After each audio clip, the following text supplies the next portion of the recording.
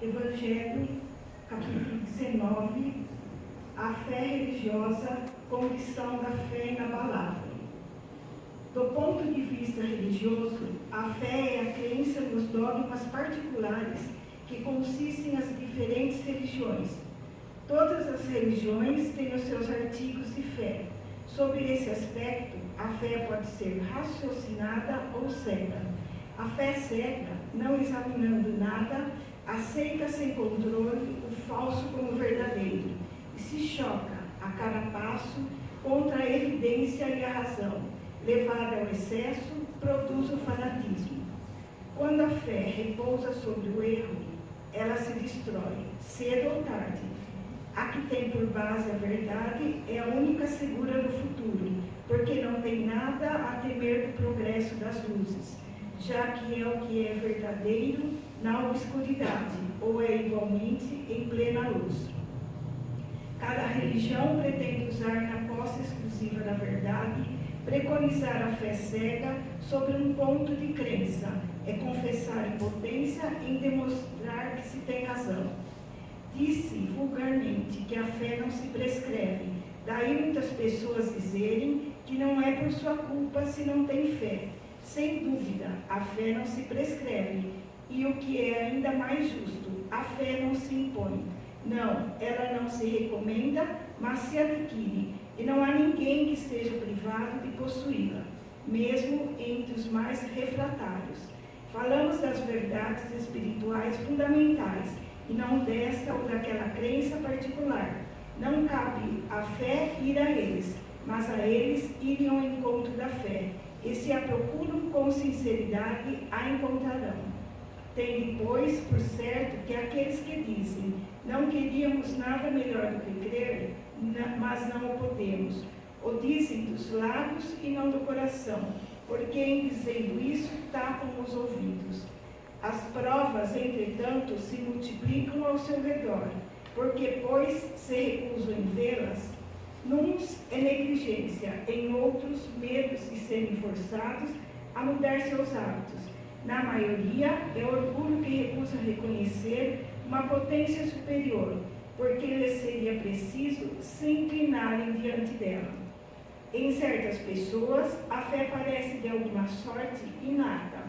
Uma centelha basta para desenvolvê-la. Essa facilidade em assimilar as verdades espíritas é um sinal evidente de progresso anterior. Em outros, ao contrário, elas não penetram senão com dificuldade, senão não menos evidente de uma natureza atrasada.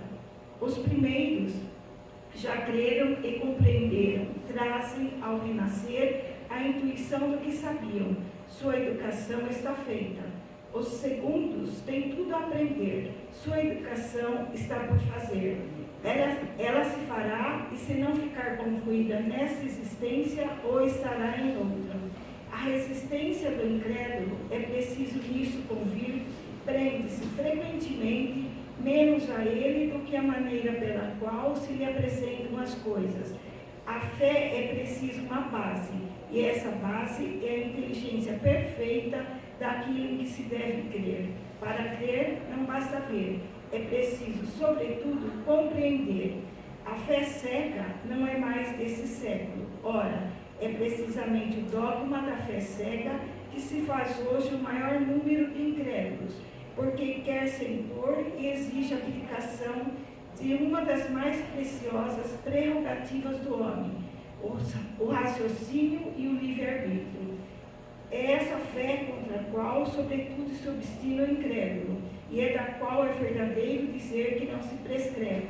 Não admitindo provas, ela deixa no espírito um vago de onde nasce a dúvida. A fé raciocinada, a que se apoia sobre os fatos, e a lógica não deixa atrás de si nenhuma obscuridade. Crê-se porque se está certo, e não se está certo senão quando se compreendeu. Eis porque ela não se dobra, porque não há fé inabalável, senão aquela que pode encarar a razão face a face, em todas as épocas da humanidade. É a esse resultado que o Espiritismo conduz, e triunfa também da incredulidade todas as vezes que não encontra oposição sistemática e interessada.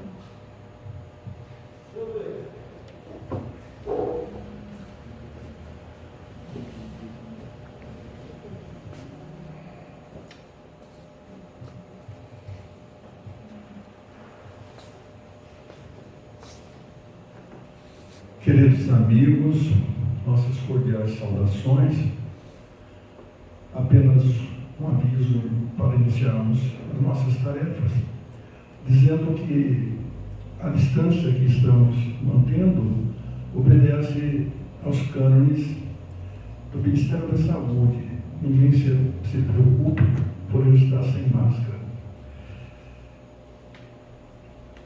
Para o início do nosso trabalho, consoante a prece que nos foi proferida, vamos ligar o nosso pensamento ao Senhor do Universo através de Jesus, porque ninguém vai ao Pai se não for por Ele, que é o caminho, a verdade e a vida.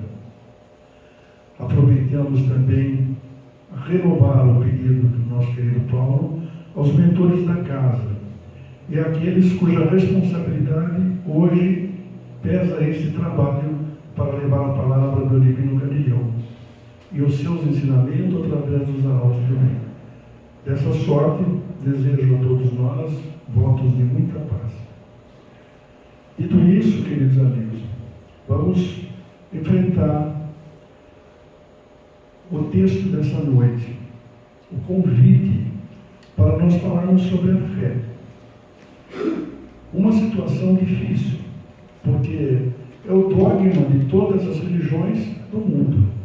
Estabelecer princípios para que possamos seguir em busca do nosso aprendizado. Todavia, está no capítulo que é remover as montanhas com a fé. E nos perguntamos, como isso é possível? Será que podemos, através da fé, conseguir remover uma montanha? Jesus, naquela época, falava por parábola, mostrava as alegorias para que nós pudéssemos entender e compreender aquilo que ele estava trazendo de lição. Pois bem, dessa forma, e ele sabendo que a melhor maneira era esta, ele propôs então a cada um de nós que no tempo oportuno receberíamos um novo Consolador, aquela pessoa que protege, que ampara, que sustenta, que estará conosco nos momentos difíceis da vida, para que possamos fazer a travessia por esse mar bravio das provas e expiações, pelo mundo primário, no terceiro mundo que temos conhecimento através da doutrina. Nós estamos logo aí chegando a ele, que é o mundo de regeneração, onde haverá ainda um pouquinho de mal, mas o mínimo possível.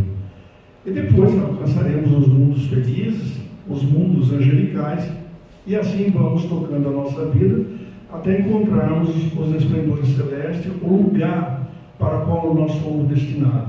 Deus não nos fez para sofrer. Então Jesus prometeu que nos mandaria um Consolador, que ficaria entre nós e que iria explicar algumas coisas que ele estava dizendo naquela época. Ora, que coisas seriam estas? Vocês podem imaginar que alguém possa alcançar com o olhar e mudar uma montanha de lugar? Difícil. Mas a fé diz que sim. Você pode remover a montanha com a sua fé. Então nós vamos lembrar de que montanhas que Jesus falava naquela época. Primeiro mandou o Consolador. A 18 de abril de 1857, naquela manhã, diz a historiografia, uma manhã de sábado, o Champs-Élysées estava florido, perfumado, porque na galeria do senhor, na loja do senhor Danti, na livraria do senhor Danti, vinha lume o livro dos Espíritos, esclarecendo que todos nós estamos protegidos das dificuldades que enfrentamos. Oh, sim, por que não? Será que a vida foi fácil para mim, para você, para ele? Que é isso? Será que temos alguns privilégios? Por isso temos mais fé do que o outro? Não. Conforme o conceito que nós entendemos, esses benfeitores que Jesus disse que viria, já vieram. E estão explicando nesta parábola qual é o sentido que nós devemos nos ater para compreender bem essa fé, porque se pertence a todos os dogmas de todas as igrejas, e daí? Como é que tem pessoas que falam, eu gostaria imensamente de ter fé, mas eu não tenho, eu não consigo. Analisamos isso. A fé é um atributo que pode ser raciocinada ou pode ser cega. Mas é uma questão abstrata. Alguém já pegou, mediu e contou? A fé é abstrato. Quer dizer, será que eu posso acreditar ou não posso acreditar? Vocês podem acreditar que podemos remover as montanhas? O que será que Jesus estava falando naquela época? Pois bem, os espíritos venerandos vieram para dar essas lições. Por essa razão, quando lemos o Evangelho, nós verificamos que essas explicações são dadas pelos espíritos venerantes, que vieram assessorar para o esclarecimento indispensável a cada um de nós. Pois bem, se esse é o meio, esta fé raciocinada é diferente. No primeiro caso, nós vamos aceitar, na fé cega, tudo o que nos disser. Qualquer bobagem que falarem, nós acreditamos. Eu quero dizer para vocês, em particular, aqui, não nos ouça aqueles que não podem ouvir essas questões, porque eu não faço nenhuma crítica a ninguém, cada um receba como quiser receber. Mas eu já ouvi pessoas dizerem, para esses olhos que a terra haverá de levar embora, eu já ouvi dizer, meu filho não vai fazer a transfusão de sangue, porque se Deus quiser, ele sabe. Ah, meu Deus, que é isso, amigos? Então, se vocês acharem que devem sofrer para ter fé, é fácil. A mulher, quando for ter o nenê, ela fala pro médico, não quero tomar anestesia, não. Ou, por outro, se você escolher um facultativo para fazer uma extração de dente, ou eu, ou qualquer um de nós, fala para o médico, para o dentista, doutor, sem extração, sem anestesia, eu quero sofrer para ver se eu adquiro fé. Essa é a fé que as pessoas entendem com fé cega. Tudo o que fala é verdade. Mas se você perguntar por que você acredita nisso, ele não te diz, porque tem um Senhor da vida, o Deus, Pai Todo-Poderoso, que cuida de todas as suas criaturas. Ora, por que não? Consultei o Livro dos Espíritos, questões 963, quando Kardec pergunta se Deus cuida de todas as suas criaturas. E ainda emenda dizendo assim, mas ele não é muito grandioso e nós somos tão pequenos que ele possa saber o que cada um de nós merece ou precisa, ou onde está? Será? Aí que responda os espíritos venerandos, justamente esses a quem eu estou dizendo agora, que vieram para completar aquilo que Jesus disse, que ia explicar muitas coisas que nós havíamos esquecido e que ficaria entre nós para todo sempre, como está a partir do dia 18 de abril de 1857. Então, o que acontece quando você se propõe a realmente enfrentar, meditar e pensar sobre esta fé? Não é qualquer coisa que vai dizer, eu tenho fé, ou eu não tenho fé. A fé é raciocinada, a fé precisa um envolvimento nosso para podermos compreender o que estamos fazendo nessa terra, qual é o propósito de nossas vidas. Será que Deus cuida realmente de cada um de nós? Thomas Hart, na Inglaterra, teve a oportunidade de dizer que o homem, a criatura humana, tinha perdido o endereço da divindade. E eu, parafraseando esse texto, achei muito conveniente dizer que o Senhor da vida não perdeu o nosso endereço. Porque nós, tem fé, tenho, mas eu não sei o que eu faço, eu não acredito nisso, não acredito naquilo.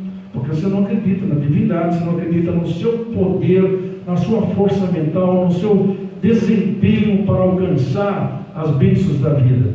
Deus oferece a cada um de nós a mercadoria necessária, os métodos para nós alcançarmos. Então vieram os espíritos venerantes para esclarecer que essa fé pode ser cega. Eu aceito de qualquer jeito. Você sabe que existe Deus? Ah, não sei. Ah, mas o padre falou, ou não sei quem falou. Não vem ao caso. Você precisa refletir sobre essas questões.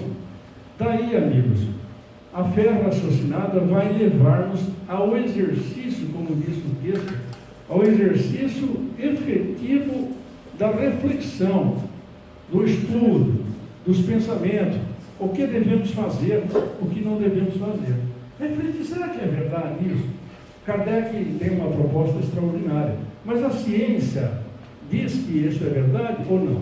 Se a ciência provar que nós estamos equivocados, nós vamos mudar e acompanhar a ciência em ponto. Não há nenhum problema quanto a isso. Mas, dito isso, essa fé raciocinada implica em algumas dificuldades. Ô Paulo, cadê o som? Você estava falando muito alto. Ele estava falando muito alto? Você estava falando alto. Desculpa aí, estava atrapalhando vocês? É porque a gente vai ficando com uma certa idade e a coisa vai complicando, né? Eu abaixei que estava muito alto. Tá bom. Mas eu estava dizendo, para não perder o rumo da nossa conversa, que esta realidade da reflexão, dos pensamentos, não abjurar aquilo que nós precisamos. Como fazer para isso? Precisa um empenho, gente. Precisa uma força de vontade. Precisa debruçar sobre os estudos, sobre as coisas que acontecem ao nosso redor todos os dias. Sois sério? Então me lembro que uma situação muito difícil ocorreu com Paulo de Tarso. Vocês sabem a história, todos nós conhecemos. Paulo de Tarso era uma pessoa dedicada à sua religião. Ele, como tal, ele ia ao ponto, como fez na viagem para Damasco, para matar Ananias. Ele era literalmente o que nós poderíamos chamar um sacerdote, ou qualquer um que tenha essa fé cega. Ele ia de família rica, de berço com toda a vida lastreada no judaísmo, queria saber. E ele foi. E chegando na entrada de Damasco, encontrou-se com Jesus. A luz de Jesus ofuscou de tal forma que ele caiu da sua animalha. E queres Jesus? Que queres de mim? E Jesus responde: Saulo, Saulo, por que me persegues? Ele era um Saulo. Naquele momento ele mudou. Imagina a transformação que ele teve que tomar. Será que foi fácil, gente? Para ele? Não foi. Foi muito difícil. E daí, ele chegou ao ponto de tornar-se Paulo, o apóstolo dos gentios, e levou a boa nova em todos os rincões até então desconhecidos. Mas a gente vai dizer, e aí ele conseguiu transformar-se? Conseguiu mudança? Porque nós queremos coisa fácil. Será que ele conseguiu mudança? Eu devo dizer que sim. Ele mudou de tal forma que ele teve a oportunidade de dizer que já não era ele mais quem vivia, mas que era o Cristo que vivia nele. Então, amigos, é fácil fazer essas modificações? Não é fácil coisa nenhuma. Eu sou egresso do catolicismo, como tantos amigos também o são. Você pode mudar de religião? Pode, desde que ela fale no seu coração. Aliás, o Cristo de Deus não deixou aqui nenhuma religião para isso, para aquele, para o outro. Mas será que foi só ele que conseguiu essa transformação? Será que só ele que teve dificuldade? Eu me lembro, nas pesquisas que fiz, que todo mundo deve saber, Santo Agostinho, o bispo de Hipona, não foi fácil a vida dele, não. Ele responde à questão 918 e 919 do Livro dos Espíritos. A 918, ele fala sobre o homem de bem. O que o homem precisa fazer? A 919, ele fala sobre o exame de consciência. E a vida dele foi tão difícil que ele tinha umas licenças morais, entre aspas, para tomar certas atitudes que não são chanceladas pelo nosso coração e muito mais pela nossa consciência, onde está a lei de Deus, conforme diz a questão 621 do Livro dos Espíritos. Mas, apesar desses pesares, Santa Mônica, sua mãezinha, por 25 anos, dobrou os seus joelhos, orando e com fé inquebrantável para o bem dele. E ele se transformou de tal forma que é o nosso gáudio, a nossa alegria em Santo Agostinho. A questão 118, 1018 também do Livro dos Espíritos, é respondida por ele.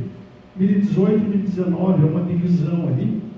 Mas então, foi muito difícil a vida dele, porque nos tempos, antes dele se transformar, ele passou por essas dificuldades. Agora nós queremos crer, mas não queremos dificuldade nenhuma.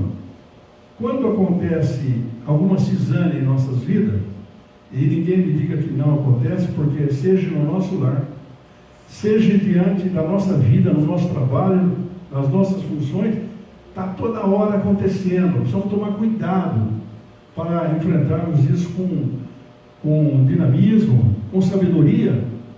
Ah, vocês são só bonzinhos, só perdoam as pessoas, como Joana de Ângeles, quando estava naquele fogaréu dos idos tempos, e que o centurião queria que ela abjurasse Jesus de tudo quanto é jeito. Abjura, e eu te tiro da fogueira. E provocou-a de tal sorte a dizer: mas é só isso que vocês sabem fazer? É só perdoar? E Joana disse naquele momento: não, nós podemos também te amar. É difícil, gente. A transformação exige de cada um de nós um esforço inaudito para alcançarmos esta glória, esta alegria de podermos transitar por esse planeta com entendimento. Por que não somos contra nenhuma religião? Cada um faz o que quer, cada um escolhe como deve proceder.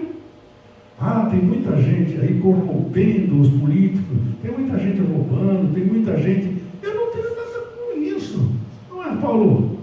Não tenho nada com isso. Eu faço a minha parte. Eu sou um profissional, trabalho, mas faço a minha parte. A minha compete é não entrar nessa confraria. Se me convidarem para um furto, para um roubo, eu vou indo, cuidado, advogado, é perigoso. Mas se me convidarem, eu vou dizer: amigo, eu não quero, muito obrigado, pode ir, e tudo correr bem, mas eu não quero. Eu decido a minha vida, eu sou Deus, um pequeno Deus, um Deus minúsculo. Daí cada um de nós vai ter um cuidado para mover essa transformação que cada um de nós precisa fazer. Não é o que os outros estão fazendo, é o que nós estamos fazendo aqui. O que estamos fazendo e qual é o resultado que vamos colher disso. Então podemos ter esta fé, sim, a fé raciocinada, como vimos em Santa Mônica, como vimos em Paulo Apóstolo, como vimos também em Santo Agostinho, e tantos outros ícones que estão por esse mundo de Deus, que trabalham para poder entenderem. Então, se uma pessoa diz: mas você é espírita, você é bonzinho, eu detesto esse chavão, espírita é bonzinho, de vez em quando eu fico bravo também. Eu não sou bonzinho não, e nem quero, viu, vó? Ô Paulo, eu nem quero ser bonzinho. Você é bravo? Não sou bravo, mas não sou bonzinho, eu quero ser justo. É isso que interessa. Por isso, Jesus prometeu e mandou para cada um de nós esse sentimento. Aí o Evangelho vem e diz claramente, se me permite, para não perder o texto dele. Do ponto de vista religioso, a fé consiste na crença de dogmas especiais que constituem as diferentes religiões. Todas elas têm os seus artigos de fé. E esse aspecto pode ser a fé raciocinada ou cega. Nada examinando, a fé cega aceita, como falamos, sem verificação, assim é o verdadeiro como o falso. E a cada passo se choca com a evidência e a razão. levado ao excesso, produz um fanatismo. Qual fanatismo que estamos falando? O fanatismo daquela senhora que falou: meu filho não vai fazer transfusão de sangue, porque a minha religião não permite. Onde é que nós estamos, amigo? Que conversa é essa? Então, o Senhor da vida, que cuida de todas as criaturas, dos pássaros do campo, das lírias do campo, não vai cuidar de você. É isso que Ele quer. Não é bem assim. Você tem que dar o seu passo. Então, levado ao excesso, produz o fanatismo. Em assentada no erro, cedo ou tarde desmorona. Somente a fé que se baseia na verdade garante o futuro, porque nada tem a temer no progresso das luzes, dado que o que é verdadeiro na obscuridade também o é a luz meridiana. Cada religião pretende ter a posse exclusiva da verdade. Preconizar alguém a fé sobre um ponto de crença é confessar-se impotente para demonstrar que está com a razão. A fé se adquire sem que ninguém há que esteja impedido de possuí-la, mesmo entre os mais refratários, porquanto se trata das verdades espirituais e não desta ou daquela crença. Por que estou fazendo questão de ler esse trecho que nós vimos no início dos nossos trabalhos? Por uma questão muito simples. Se falamos que a fé cega é um elemento abstrato, nós temos que entender que esta fé também, na divindade, tem um outro viés. Jesus não falava para remover as montanhas com o olhar. Eu posso dizer para vocês que alguns aqui da terra, como o Paulo também não é novinho, nós já vivemos, e eu já vi, aqui no Brasil, em Belém do Pará, Dani, você deve também lembrar, uma época que estourou lá a questão do ouro. Todo mundo removia mesmo as montanhas. De uma noite para o dia, aqueles formiguinhas mobilizavam, levando nas costas os sacos de terra e movia realmente a montanha. Mas nós não estamos olhando para um monte e falando, muda para cá e muda para lá. Não é assim.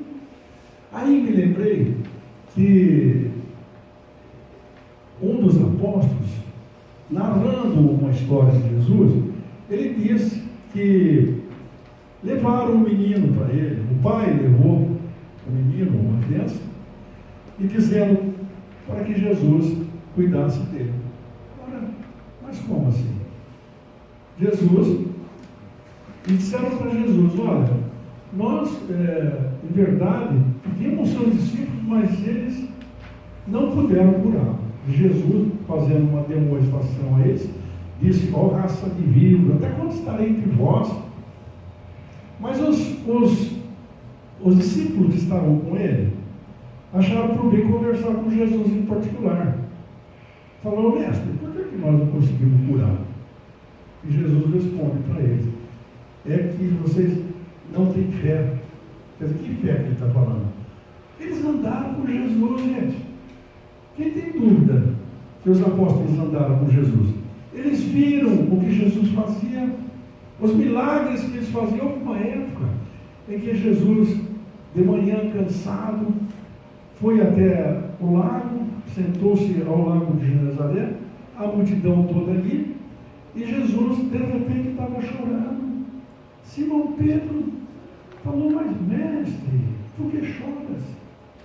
Fizemos tantas coisas hoje.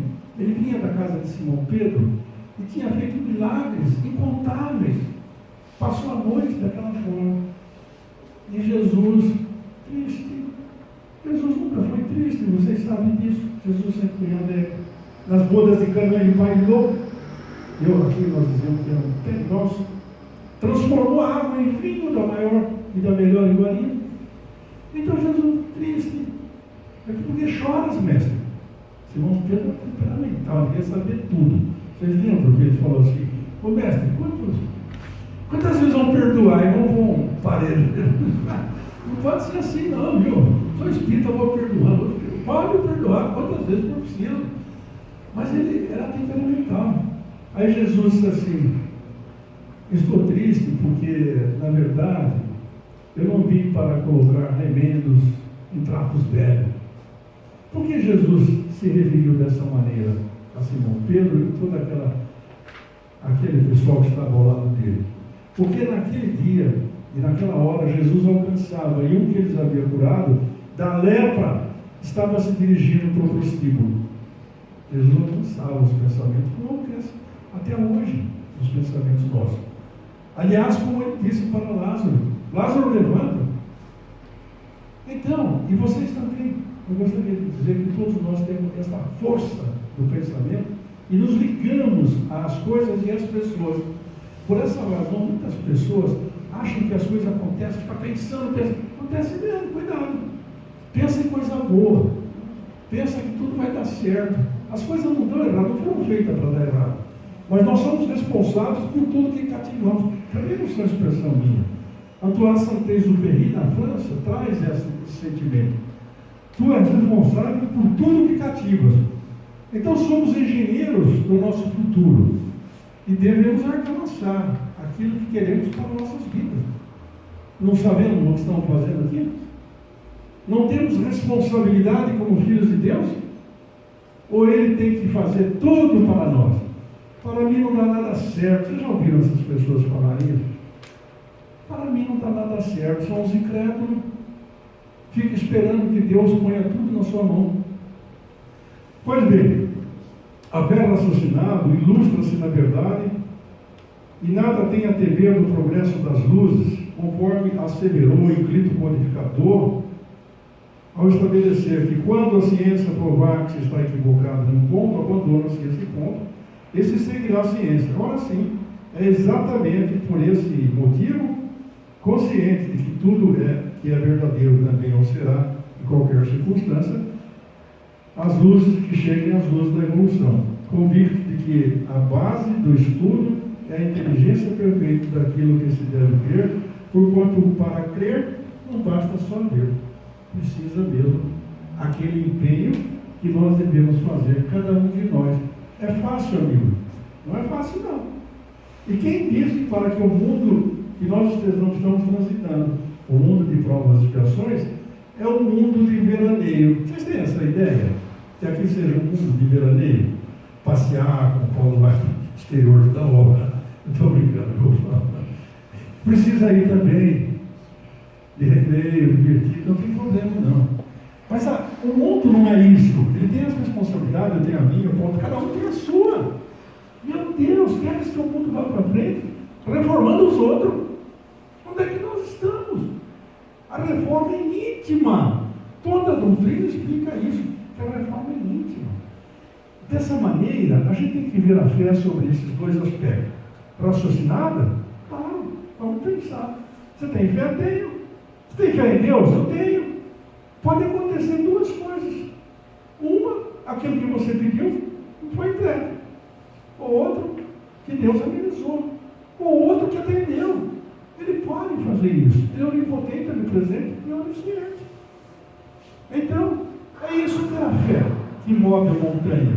Como vamos mover as montanhas? Trata-se da montanha que nós temos da má vontade, da preguiça, do não fazer nada, do não levantar cedo, porque, meu Deus, está chovendo hoje.